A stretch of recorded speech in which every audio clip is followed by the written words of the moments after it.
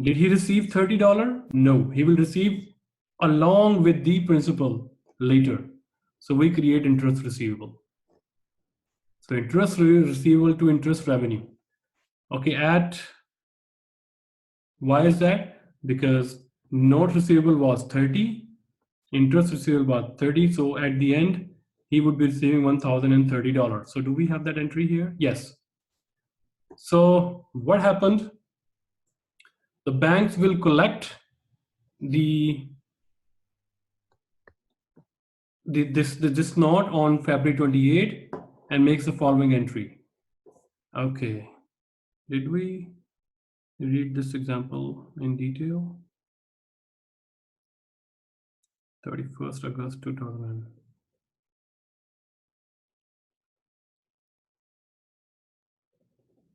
Oh.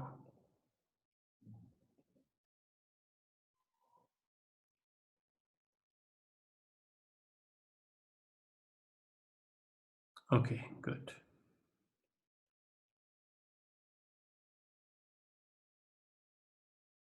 Okay, good.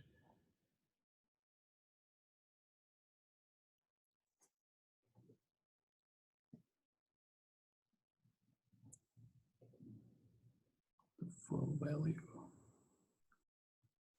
Okay. Because 2 years are involved, so we need to match the matching principal. Here we go. So this basically notes was issued on September to February, and the year closes on December 31st. So till December, we have 4 months. So that's why this $30 is going to be receivable, not received, receivable till December 31st. So we add receivable. And now for January to December, 2 months. So 2 months interest would be $15, right? So if you see how you can find out, so 2 months for 9% multiply by 2 by 12. Answer would be 3/4 to the 1.5, which is 15. So total now at the end of February 28, what happened? $30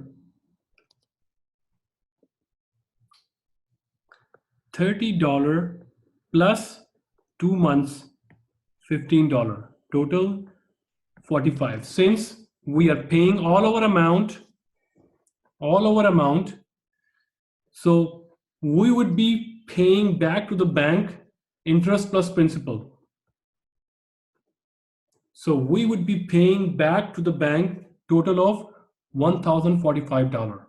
So that's why bank perspective, when bank will receive money, bank will receive $1,045, right? So cash increase 1,045. So your notes receivable decrease, your customer that owe you $1,000 decrease, note receivable decrease mean credit 1,000, right? So the 4 months interest receivable, right? We made the entry here. 30 receivable, we already received this. So we need to decrease the receivable. Entry would be cash to note receivable to interest receivable to interest revenue, which is 15, right? Since 2 years are involved, so we have to make a matching principal. So 4 months interest is due on 2014 and 2 months due on 2015. So in 2015 interest will be charged to 2015. So that's why we make interest revenue 2015 here as a $15 separately. And interest receivable 4 months belongs to 2014. So that's why we make the entry of 2014 here. Let me just show you 2014 entry. This one, oh sorry, not this one. 2014 entry here.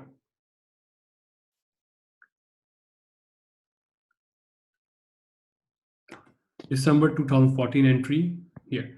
So 30 interest belongs to interest revenue in 2014. So we record it here and we create a receivable. In 2015, we would be receiving cash. So we would need to decrease the interest receivable and then the $15 that is 2 months that belongs to 2015, we recorded here as well. So entry would be,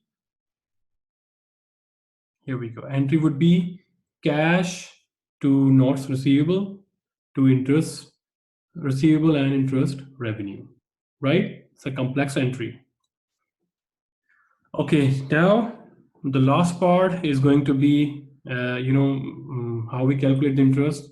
I just explained you if 1 month, 1 by 12, 2 months, 2 by 12, it's like that, 3 months, 3 by 12. If you are calculating for days, remember, for days, use 365. Okay, some books use 360 as well, so don't just worry about that.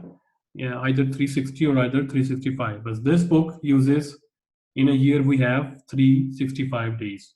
In some books they say 360 days, so because some days are like holidays or like that, so they consider it at 360 days. So this book considered as 365 days. So either is good. If you divide it with 360 or if you divide it with 365, okay, right? Now, show how to speed up the cash flow. So number one, if you allow credit to someone else, so you should make sure that your collection policy would be appropriate. So how you speed up the collection process? You gave them sales discount, right? You gave them interest on past due to customers, interest on past due to customer. If you are not paying us in 30 days, we will charge you 22% interest. You discourage customer to prolong the credit period, right? Effective credit and collection procedures. You give them reminders. Okay, 15 days are left, 5 days are left, 1 day is left, right? You call them properly. The last one is emphasize credit card and bank card sales. Okay, if you pay us through credit card, we give you 5% discount. If you pay us through like credit card right now, through Visa card, we will give you 10% discount. If you pay us with Union card, we'll give you 2% discount, right? So these are effective collection policies, right?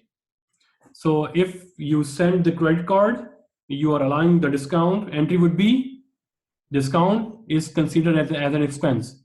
So let's just discuss that. Apple Corporation sells computer and peripheral devices for $5,000 to one store, and customer pays via Visa card. Visa card charges 2% processing fee as well. So customer will be charged the 2% fees? No, you will be charged. So how much you receive? Your sales are still 5,000.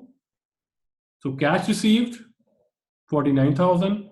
So if without Visa card, entry would be cash to sales. But since you are giving 2% to the Visa card processing, customer is given 2% discount.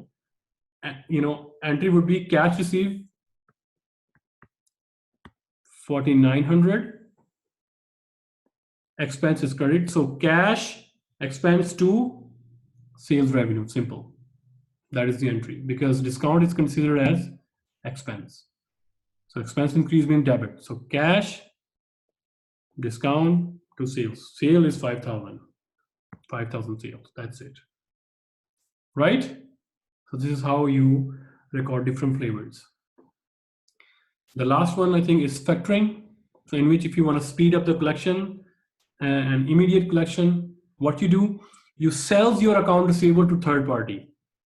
For example, in your account receivable, you have, $1 million. In your account receivable, you sell it to some security company, collection company, for HSBC collection company. and you sell it for 900,000. And you said that, okay, it's now you give us 900,000 and we are giving you the names and the collection policies and collection details of $1 million of account of our customers to you. And now customer has to pay this to the HSBC collection company. That's it. You receive 900,000 right now, and you sell your accounts receivable to third party. Now third party is responsible for collection from your customer. That's it. You notify your customers, okay, you don't pay us, pay this company. That's it. So in that way, you speed up your cash, and you can invest that cash, expand your business or whatsoever, right? So immediate receipt of cash. You have a expensive and loss of control over collection process. If you feel that collection is very expensive for us and it's a lot of process, we need to hire a separate person, pay salaries to him, then just sell that receivable to somebody else who is responsible. We will give them discount and receive the cash. Simple, right? So we call this factoring, right? So this factoring is received by those companies who are weak or insufficient in credit history, those companies who have a weak collection department.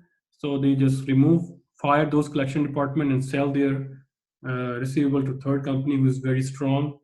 So they come up with their legal documents and they knock your door, give you legal documents. Say if you don't pay us, we'll give you some legal procedures. So customer pay them, rather pay us. If we call them, they said, okay, we'll pay you after 30 days, after 60 days. They are prolonging the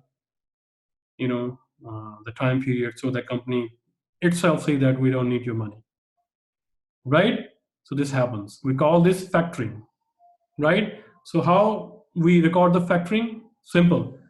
Suppose the company wishes to speed up cash flow and therefore sells $100,000 of account receivables, right? So they need to collect 100,000, so they sell their 100,000 for 95,000, right? So how much the cash received? 95,000. So cash received, cash increased 95,000, cash accounts receivable decreased 100,000. Accounts receivable will be decreased by 100,000. So 5,000 is the discount. Simple. And we call this financing expense. You can also call this discount on account receivable or discount or factoring expense. You can say that, right? So cash received 95,000, discount allowed 5,000. So you write off from your books total value 100,000. Receive. So accounts receivable decrease, credit, entry is good. Cash increase 95,000, debit, account is the entry is good. Expenses increase mean debit. Discounts are also expense, debit. So entry is the same in credit card, in factoring, just name is different. We call this the credit card discount, and here we call this financing expense, right? Okay, I would be uploading assignment 5 and it's going to be due on our before next lecture, and you need to follow the requirement, that is it must be in Word file. Please follow this and rename your file accordingly, and please do not type, use EPAM. Okay, any question for this account receivable?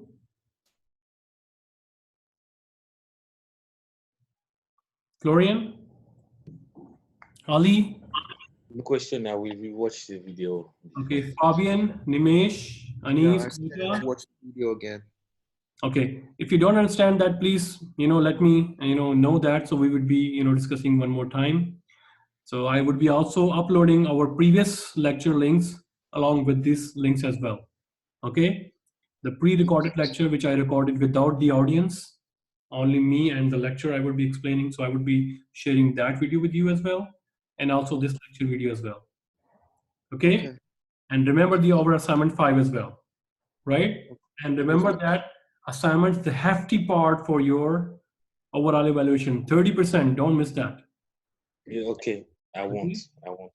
Okay, no more question, then I'm going to end our lecture. Thank you. Bye-bye. Hi, sir. Bye. Thank you. Bye, sir. Thank you.